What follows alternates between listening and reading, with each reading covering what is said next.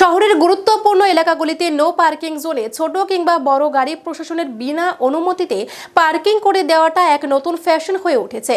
বিশেষ করে এই প্রবণতা খুব বেশি আগরতলার জগন্নাথ বাড়ি রোড এলাকায়।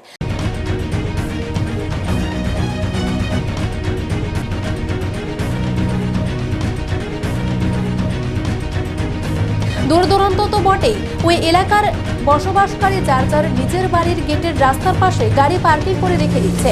শুধু রাতে নয়, দিনের বেলাও এর চিত্র চোখে পড়ে। এবার বিলম্ব হলেও নো পার্কিং জোনে যাতে গাড়ি পার্কিং না করা হয় তার জন্য প্রশাসনিক পদক্ষেপ গ্রহণ করতে শুরু করলো ট্রাফিক দপ্তর। শনিবার জগন্নাথ বাড়ি রোড এলাকায় যেসব গাড়িগুলি পার্কিং করা ছিল সেই গাড়িগুলিতে নোটিশ লাগিয়ে দেওয়া হলো। পরবর্তী সময়ে এই নোটিশ ভঙ্গকারীদের বিরুদ্ধে আইন অনুযায়ী ব্যবস্থা নেওয়া হবে।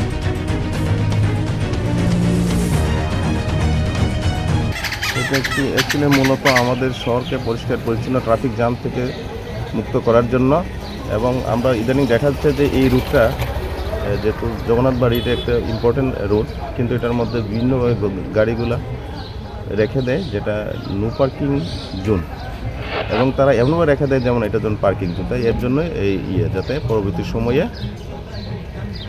ট্রাফিক মুক্ত করা যায়। রুট অ্যাকশন নেওয়া হবে। এই তো আজকে যে নিলাম এইটাই তো চলবে, আমরা শুরু করলাম। মূলত আছে কাকে কাকে নিয়ে এসেছেন আপনারা? আমরা ট্রাফিক ডিপার্টমেন্টে সবাই আছে, কয়টা গাড়ির মধ্যে রাখা হয়েছে?